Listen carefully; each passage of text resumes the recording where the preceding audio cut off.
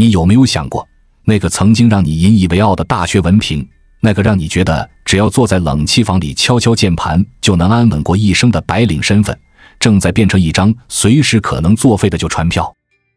這絕對不是在販賣焦慮，而是一場正在發生的殘酷現實。就在我們滑着手機抱怨薪水沒漲的時候，微軟悄悄地扔下了一顆震撼弹。這份最新的生成式 AI 对職業的影響報告直接撕開了全球勞動市場的遮羞布。它用最冷冰冰的數據告訴我們一個最燙手的真相：這一次被時代拋棄的不再是那些在工地流汗、在工廠锁螺絲的藍領工人，反而是那些受過高等教育、自詡為社會精英的白領階層。如果你的工作內容主要是跟文字、數据、溝通打交道，那麼請你現在一定要豎起耳朵聽好了，因為這可能是你職業生涯中最重要的一份生存指南。微軟這份報告可不是那種坐在辦公室裡拍腦袋寫出來的預測，而是研究团隊趴在數據堆裡實打實地分析了2024年1月到9月整整9個月間，美國用戶與Bing Copilot聊天機器人之間發生的20萬筆真實互動記錄。這20萬次對話，就是 AI 正在如何重塑我們工作的案發現場。透過这些数據，我們不僅能看到哪些人在用 AI， 更能看到 AI 到底在取代什麼，甚至能推算出誰是下一個被淘汰的倒霉鬼。而這份報告最精彩也最讓人意想不到的部分，是它列出了一份最不容易被 AI 影響的10大職業名單。這份名單簡直就是對傳統教育價值觀的一次徹底打臉。它會讓你重新思考智力勞動與體力勞動的價值，甚至會讓你對那些平日裡可能看都不看一眼的底層工作肅然起敬。我們先來拆解一下這背後的底層邏輯，為什麼白領會成為重災區？透過這20萬筆數據的深度掃描，微軟發現了一個驚人的集中趨勢，那就是大家找 AI 幫忙最常做的3件事：搜集資訊、撰寫文本、協助溝通。聽起來是不是很熟悉？這不就是現在的行政專員、行銷企劃、社群小編，甚至是初級分析師每天8小時在做的事情嗎？這說明了一個非常危險的信號：生成式 AI 的本質其實就是一個超級強悍的大腦外掛，它天生就是為了替代認知型勞動而生的。以前我們總以為書讀得越多，護城河就越深，但現實是 AI 這個怪獸，它學習語言邏輯和資料處理的速度是以光速在進化的。它現在不僅是你的助手，它正在變成你的教練、你的顧問，甚至是一個比你懂得多、寫得快、還不用休息的超級員工。這意味着什麼？意味着那些傳統上需要靠語言天賦、文字功底與邏輯處理能力的工作，例如翻譯、作家、歷史學家與銷售人員，這些曾經被視為金飯碗的職業，現在統統變成了高風險區，因為你的核心技能，那個大腦處理資訊的能力，已經被一個每個月只要幾百塊美金訂閱費的軟件給徹底碾壓了。這就像是一場無聲的海嘯，海水已經漫過了辦公桌，但很多人還以為只是腳底濕了而已。這時候你可能會問，那到底哪裡才是安全的？難道人類真的要完蛋了嗎？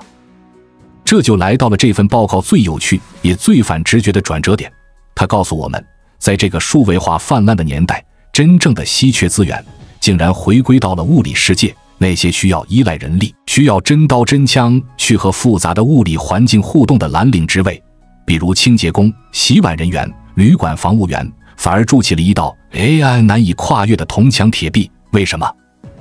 因為現實世界是混亂的，是非標準化的，充滿了意外的。AI 可以寫出一首模仿莎士比亞的詩，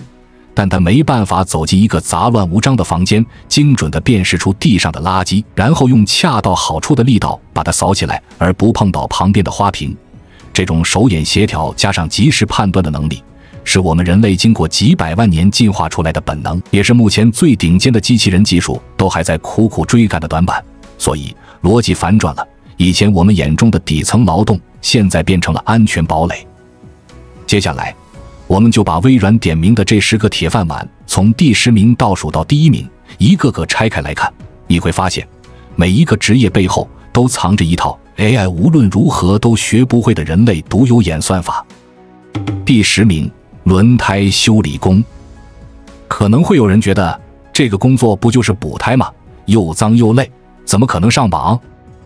但這恰恰是它最穩的地方。你想想看，輪胎是汽車唯一接觸地面的部件，它的狀態直接決定了行車安全。雖然現在的車都有胎壓監測，但它只能告訴你氣壓夠不夠，它沒法告訴你輪胎側壁是不是被路牙子刮傷了，沒法幫你把扎進去的釘子拔出來再不好，也沒法幫你判斷這輪胎的花紋還能不能跑雨路。換輪胎、補輪胎，這確實是體力活，需要跟滿是泥濘和油污的橡膠打交道，需要彎腰、下蹲、用力撬動。這種高度依賴肢體力量和靈活度的粗活，恰恰是自動化成本最高的領域。資本家不會為了省幾十塊錢的人工費，去開發一台價值100萬的全自動補胎機器人，因為這在商業邏輯上根本行不通。所以，當你在高速公路上爆胎無助等待救援的時候，那個開着小卡車出現的滿手油污的大叔，在那個當下，他就是你的上帝。他的工作雖然平凡，但無可取代。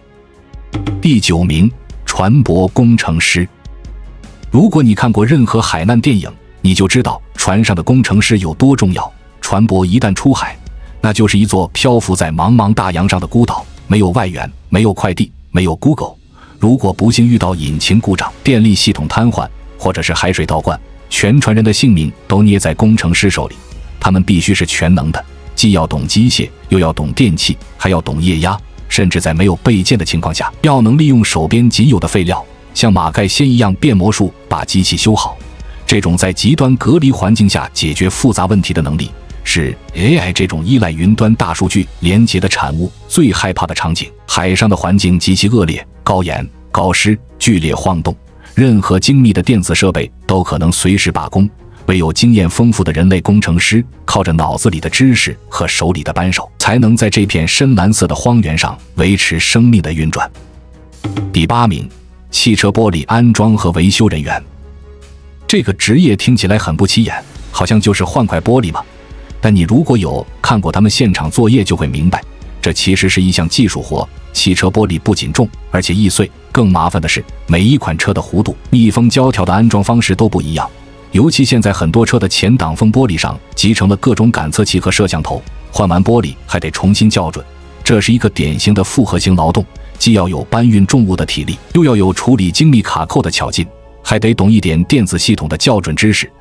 這種需要在車庫、路邊甚至野外隨時隨地開展工作的靈活性，是目前只能待在固定工位上的工業機器人完全做不到的。加上现在車輛設計越來越流線型，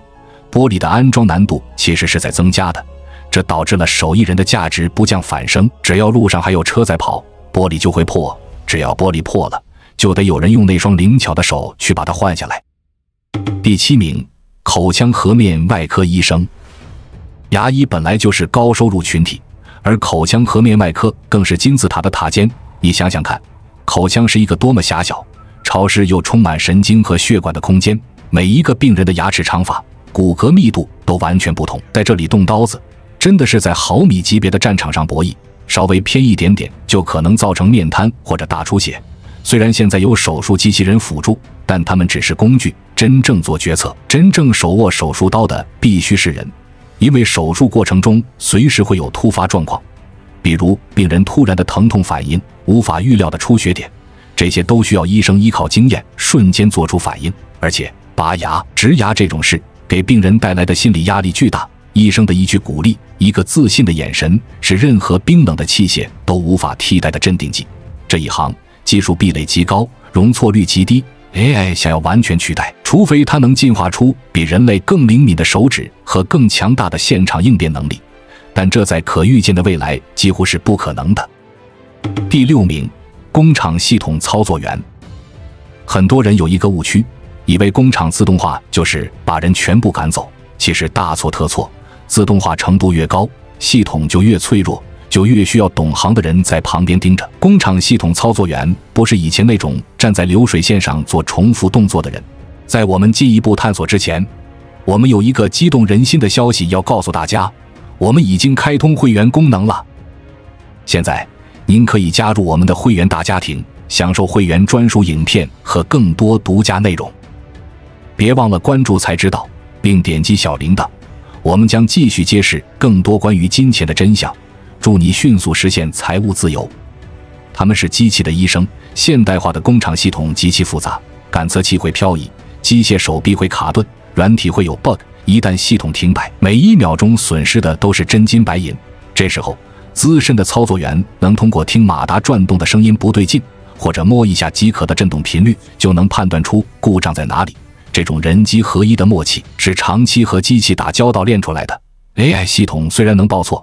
但它往往只能告訴你哪裡壞了，卻不知道怎麼用最快的方法修好它，或者怎麼繞過故障繼續生產。在這個人與機器共存的時代，能夠駕馭機器、給機器擦屁股的人，反而是工廠裡最不可或缺的核心資產。第5名，遺體防腐師。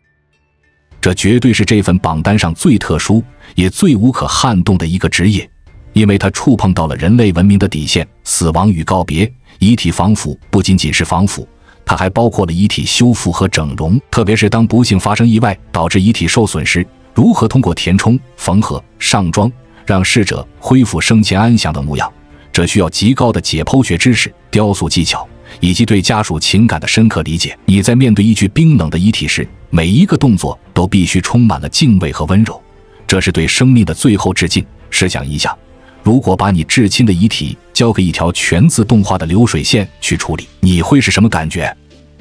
那種冷漠和工業感會徹底摧毀告別儀式的神聖性。這種文化上的禁忌和心理上的需求，注定了這個行業必須由人類來完成。AI 可以生成逝者的數位分身，但它永遠無法處理那一具承載了一輩子記憶的肉身。第4名，油漆工與泥水匠。你可能會反駁說，現在不是有那種自動噴漆的機器臂嗎？沒錯，在標準化的汽車流水線上是有，但你回頭看看你住的房子，看看台灣那些幾十年屋齡的老公寓，牆壁是歪的，角落長了壁癌，裂縫是不規則的，這就是非標準化環境。泥水匠和油漆工真正厲害的地方，不在於塗滿一面牆，而在於修補和適應。他們要根據天氣的濕度決定水泥的比例，要根據牆面的吃色程度決定下筆的輕重。這種對材料特性的微妙掌控，完全是靠手感堆出來的經驗值。AI 可以在電腦屏幕上畫出最完美的線條，但如果你讓它去處理一面凹凸不平，甚至還會漏水的老牆，它立馬就會傻眼。因為現實世界充滿了瑕疵，而處理瑕疵需要的是人類的審美和靈活的手腕。這不僅僅是體力活，這其實是一種在混亂中建立秩序的手工藝。第3名，危險品清除工人。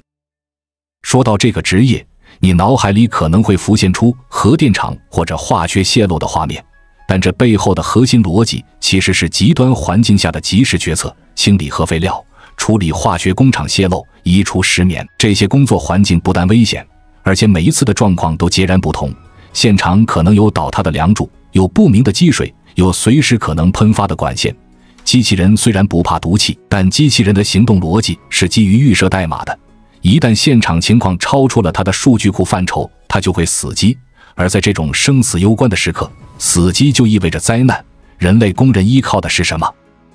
是那種在危機中磨練出來的求生直覺和現場判斷力。他們知道哪塊板子踩下去是實心的，